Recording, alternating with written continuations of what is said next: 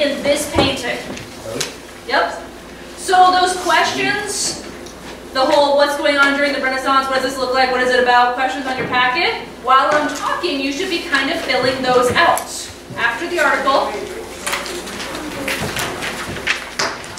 there's not a slide that spells everything out for you. You gotta listen. Okay. First off, Renaissance. What do we know? What does it stand for? Rebirth. Rebirth of what? Art. And? Everything, including math and science and religion and art. It is this flourishing time period where everybody is living and learning. And that includes art. Not just in the sense of that they're creating art, they are, but also in the sense that math and science is included. We have linear perspective. This isn't a fantastic example of it, but we do see she is in front of this window, and we see the top of the ledge, and we see how the columns, that side view of the columns, a linear perspective, the same thing that we did with our rooms, all mathematical. We have atmospheric perspective. Who's been to the Vista House? It's Crown Point. Yes, Crown Point. Oh, everybody said. Yes, sorry, Crown Point. The house there is called the Vista House. Some days you notice that some days you can see really, really far, and some days you can't see nearly as far because it's hazy. That haze is the atmosphere. Lewis, would you go sit at orange table, please? Okay. Thank you. There are particles in the atmosphere, particles that keep us alive. Some particles that aren't that good, but we'll concentrate on the good ones. We see those particles. Just like some rivers are really murky and you can't see the bottom of it, while some are really clear and you can see all the way to the ground. The air is the same way. If there's a lot of air around us and wherever we're looking at, it has this haze to it. So we see, and that is called atmospheric perspective. As things go back in space, we see that haze, that bluish tint to everything. This gives depth. It makes it look like it's really far back. Our paintings begin to look like windows into something rather than flat pieces of paper. We still have realism coming from our Greeks. We are an intelligent society that likes math and science, therefore we want realistic paintings. But we still have this symbology that we had in the Byzantine era, because frankly, she didn't have an actual unicorn that she was holding on to. Nor, if there were unicorns, do I think that they would be that small, considering they're a horse. The unicorn is there to symbolize purity. This would have been an image, it would have been a gift to her future husband. What? I think that's something on the picture. I don't think she's actually crying. Why is the unicorn dead? It's not dead! What's wrong with it? It's fine! It's dead. It literally is dead. It's just a gray, cute little unicorn. Leave it alone. He doesn't have eyes. No. They're just dark. Why is unicorn eyes dark? Shouldn't they be light? It's like falling apart. Lewis are judgy. She's scared to hold it. Now, I do also know that in this image, she doesn't have shoulders. Yeah, that's true. Her neck just like is wider.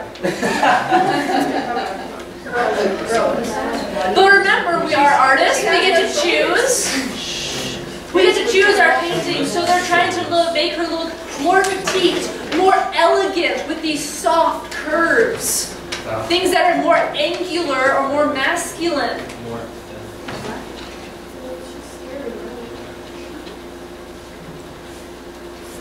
Have we seen portraits of regular people as of yet?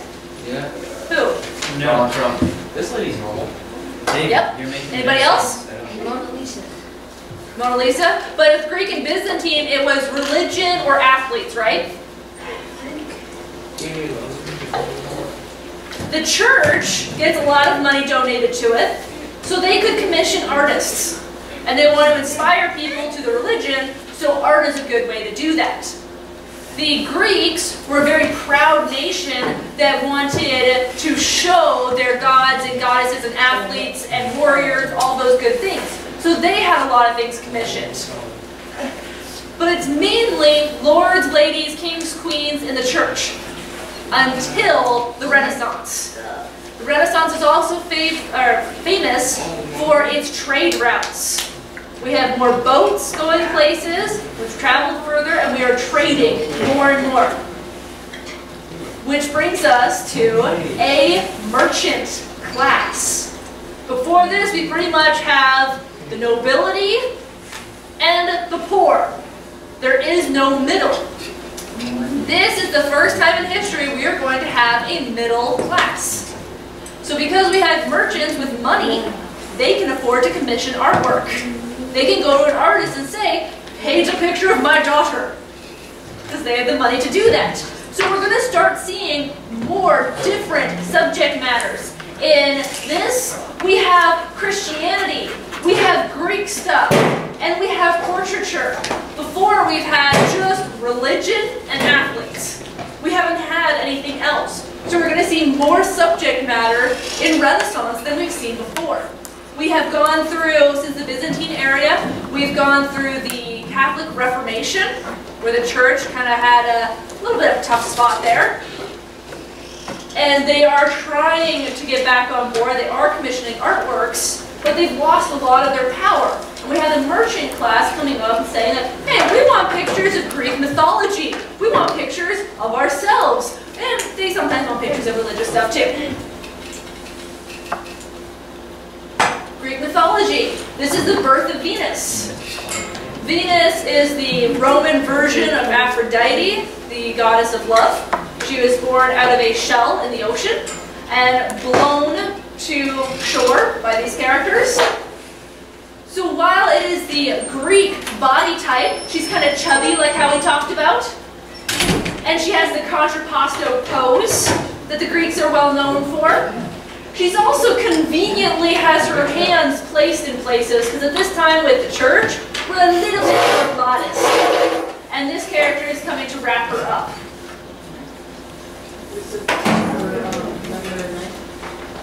All of this, everything I say is important. Everything.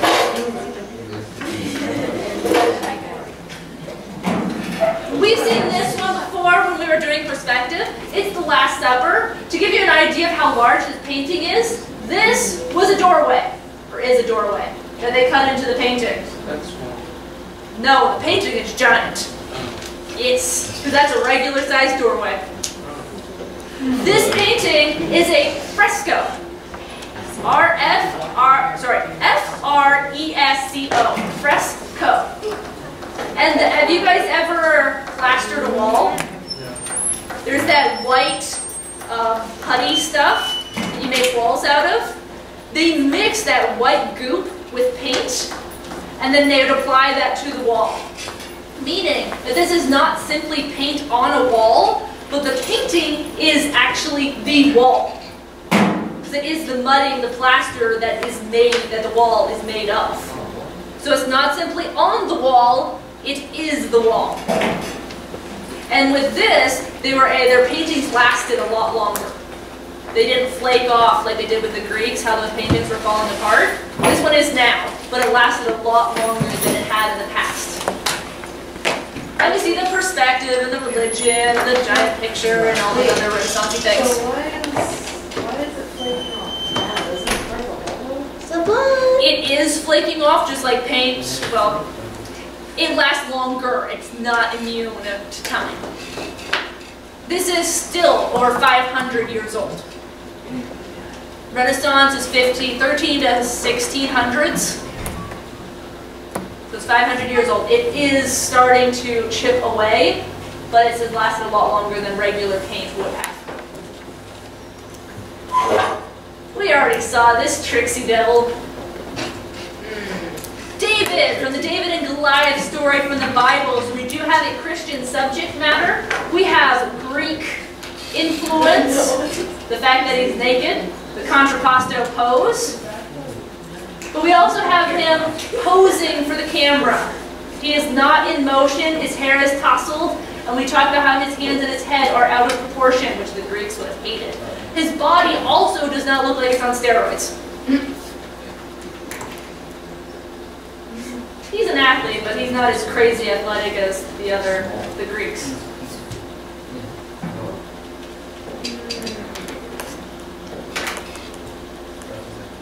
Oh, it's people. We have people. This is Jesus getting the keys to the city. Jesus, keys. Oh, they're Spider-Man. But they're wearing robes like the Greeks. We have 1 point perspective, all the way back to this doorway. We have the horizon line with the atmospheric perspective. We have realism. Sky, yep. All these good Renaissance-y things. I want to see Waldo up on the roof right there. Oh, it's babies. Oh my gosh, that was what the baby said. I always feel like this character is John the Baptist. Yeah. No, I feel like he looks so demonic in this. he does. He does his eyes. The Renaissance loves threes. So we see John the Baptist in a lot of Madonna and child images because we like threes, we like triangles. Even in this picture, these are all groups of 3 people. 3, 3, 3, 3. And even Jesus himself has his hands out, so he makes a triangle. Okay? Here we have a group of 3 making a triangle. They're a little bit less blunt with their religious things. You see the tiny slivers of halos? This is Mary, Jesus, and John the Baptist. What else do we see in this that I've mentioned? A window? What about the window? Dead. It has perspective. Chair. It's a table or a chair? She's sitting like this. Is that a table or a chair though? I don't know. We'll call it a stool. It looks like a stool. What about the background? There's like a castle. And what happens when it gets further away? It's small. Hazy. Hazy. We have this elongated, curvy neck.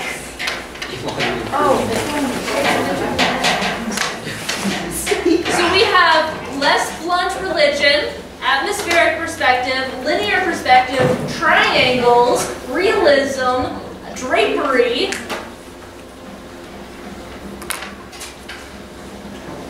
Those are the most obvious Renaissance-y things. And you guys may go ahead.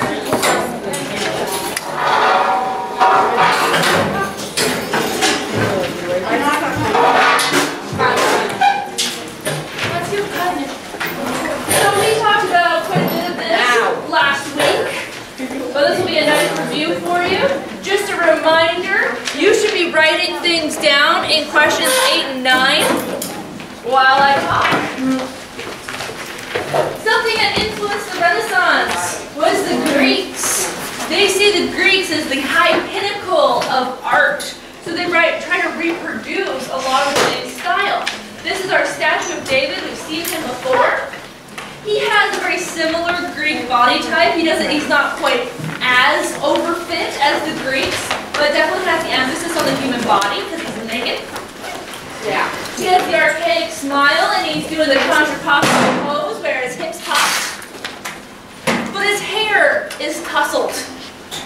His hands and head are out of proportion. And he's standing there posing as if for you to admire him instead of in motion like our Greeks. So never mind the fact that he is a character from the Bible, meaning he could not be a Greek sculpture.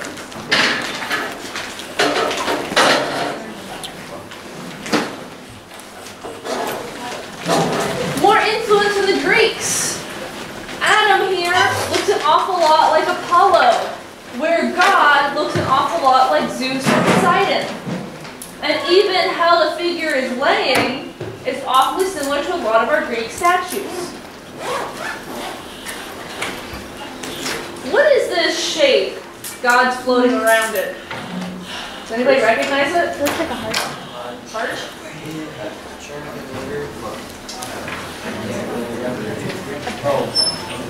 Oh, the brain. Yeah, what kind? We know from artist journals and sketches that they were studying cadavers, meaning they were cutting up, dissecting dead bodies. Because you can better draw or paint a hand if you understand how a hand works, what lies beneath the skin. This is also why we don't see very many women artists at this time. It was not very seemly for a young lady to be down playing in blood and gore with the cadavers. Therefore, they could not compete with the realism that the male counterparts could produce because they didn't have the same study.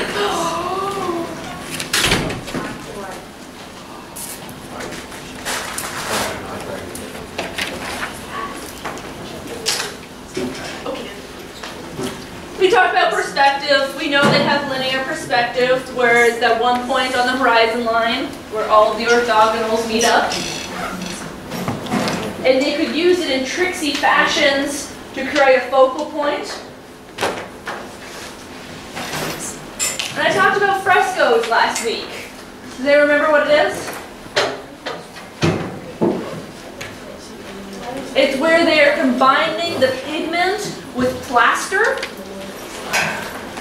and putting that on the wall, so the painting is actually part of the wall instead of merely being painted on the surface. That way the painting holds up a lot longer. And it's also an easier way of doing these really large-scale paintings than if we were just painting it. This is a doorway, and that gives you an idea of how large this painting is. You fit a door in it?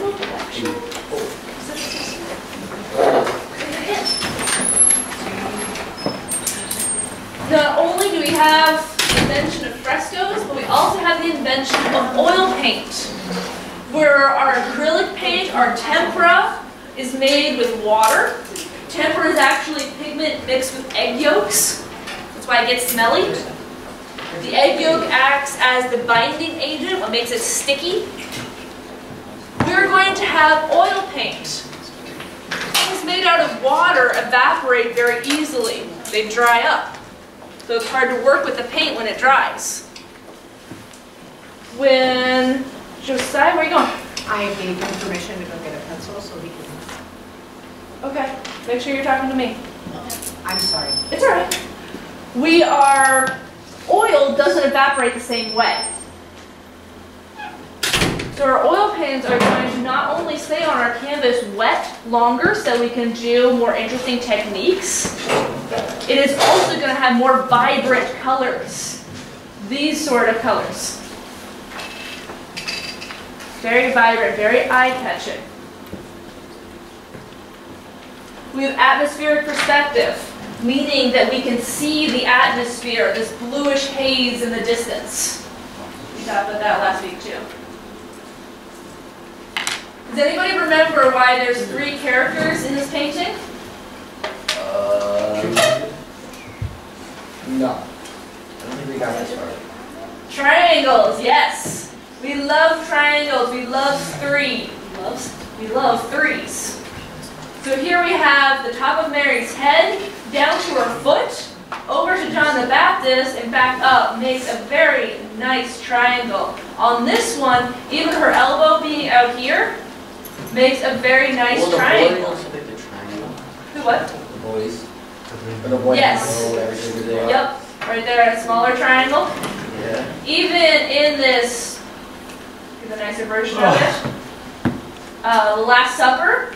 All of these are groups of 3. 3, 3, 3, 3. And even Jesus has his arms splayed so that he makes a triangle.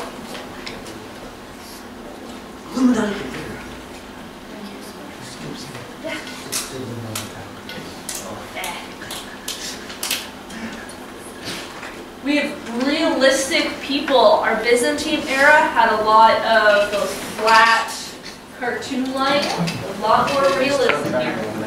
The halos are just barely visible. So this is a lot more about the artwork than about the idea, versus where the Byzantine was about the idea. Why does her baby's face look like a man's? That really Why not? looks a lot more babyish than our Byzantine artwork did. That is true. I'll give it that. Trade routes. Mentioned this. What was important about the trade routes? They can bring more art and colors and merchants and stuff. New merchants? That's the big one. The rise of the merchant class. We no longer have lords and servants, but we also have a middle class, and this middle class can purchase artworks such as mythology, all those Greek stories, portraits of themselves or their family members, religious images.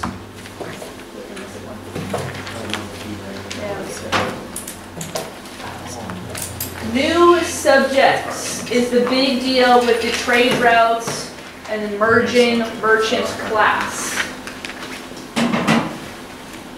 Birth of Venus. Venus is the Roman version of Aphrodite. Born from a seashell in the ocean. We see the Greek influence through A, the story. B, she's having her contrapposto pose, emphasis on the human body. The body type, kind of that chubbiness, all very Greek. We don't have the drapery with as many folds. In this one, it's kind of more puffy clothing. She's a little bit more modest where her hands are than we did during the Greek times. And this is much more vibrant painting than we had in the Greek. It's an oil painting.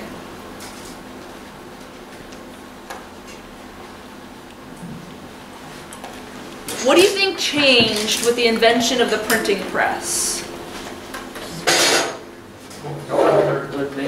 What? Made faster. If I told you to write a 5-page paper right now, would you groan at me? Yes. Because that's really long? Yeah. Yeah. What if I told you that you had to handwrite, page by page, an entire book? I would still groan. Okay, what if I commissioned you? I was paying for you to write the whole book. I would do it. How much would you charge? $1,000. $100 per page. A lot of money, right? That's what they had to do before the printing press. Every book was painstakingly written word by word. It takes a long time to do that. Therefore, books were exceedingly expensive. And if you can't buy a book, you don't learn to read because you have nothing to read. Not very many people pre-Renaissance were literate, meaning that they could read. With the invention of the printing press, instead of having to write out each page each time you wanted the book, you would make a carving of the page. And once you have that carving, page done, page done, page done. It depends on how good you are. It's a whole lot faster, cheaper, and easier to make books, meaning books are going to be a heck of a lot cheaper. We still use a print press today. There are still printing presses, not many are in use. Because we have just printers. We no longer have to carve out the pieces. You don't have to carve out the pieces either. With a printing press you do. Where the lino block is going to be printing, so you kind of get an idea of the process doing that project. So look, it's not like just carving out words. We're using rubber, they would have used wood. Make it easier on you. Oh, Lord. I know, right? The most popular book at this time was the Bible. I hear it's pretty good. A lot of people like it. It's been popular for that time. Before people were reading the Bible, they were just talking to the church. And whatever the church said, is what it was. No one else knew any better. But once people start reading the Word of God for themselves, they start questioning the church. They interpret the Bible differently. They're reading the same thing, but they might think, hey, that means something a little bit different than what the church is saying. And that's when we get the Catholic Reformation. The Protestants and the Lutherans become a thing. The church begins to divide. We have lots of divisions with the Christian church today. This is where it starts. How many? People, I have no idea. When people start thinking the Bible means different things, different ideas about it, they break away from the normal church and start something new. This again means that the church doesn't have the monopoly, the sole control of the art world that it had before. The church is kind of crumbling a little bit. Which again opens the doorway for more subjects than just religion. There's about 3 different ways that we are doing more subject matter than just religion during the Renaissance. I mentioned portraits. This is a wedding portrait. White dresses were not always a thing for weddings. Light green. Green as well. Oh, And any richly dyed material, well, is acceptable. Shows well. Yes. Wear a purple dress. Why green? Okay, we're not here to judge her on her color I'm judging choice. her. I realize how like rare purple is. This is Jean van Eyck's image. Eyck is spelled E-Y-C-K. We still have lots of symbolism with the fertility, with the dog, the way she's holding her dress. And these are his shoes. I'm sure you can fill in the gap of why they're off and what room they're standing in. I have talked about artists being craftsmen.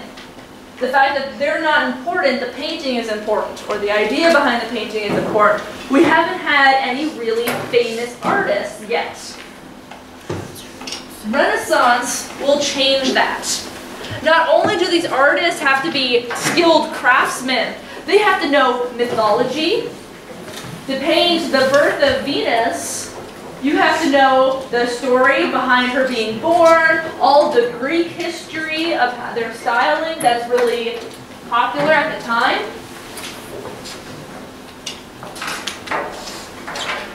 There's religious matter that they have to know.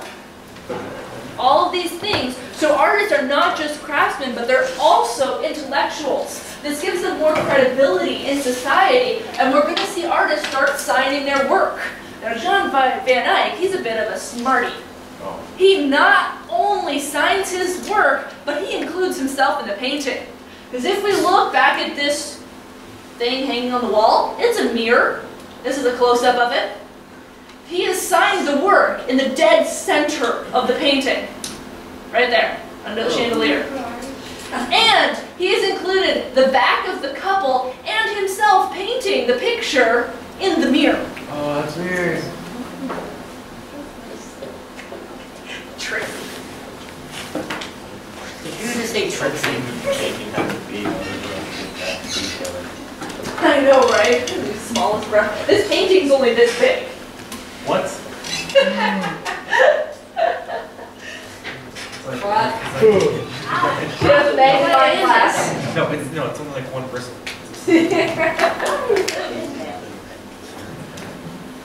The ambassadors. This painting we actually don't know a lot about. We get a lot of information about paintings from the artist journals or the owners themselves if it's stayed in one family for a long time. This painting is about 6 feet tall. We assume it's about some ambassadors visiting London based off of the telescope he's holding, the navigation tools in here, the globes, the maps, and we are thinking that they were discussing trade routes because of the books and other materials lying about. First off, what is this? What is that? This is a close-up. Oh, it's a statue. It is a statue of Jesus on the cross. hanging out behind the curtain. That's normal. Very normal. Exactly. No big deal. That's true. It's a very religious time. So this is the painting in the National Gallery of London, and you can notice, if you look closely, that this section of the wall that the painting is hanging on protrudes, it sticks out. And there is a specific reason for that. I need to turn this down, otherwise we're going to get this.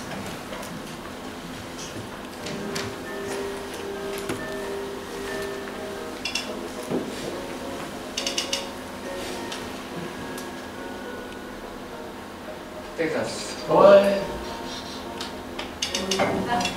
Is that looks 3D?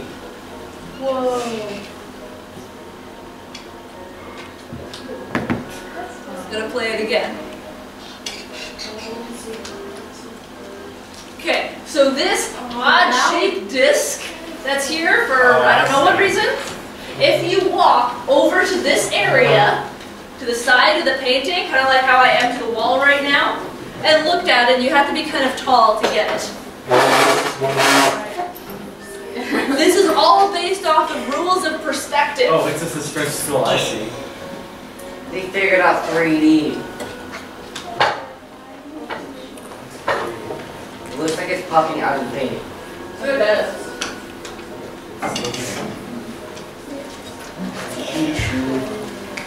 It's a skull. It's just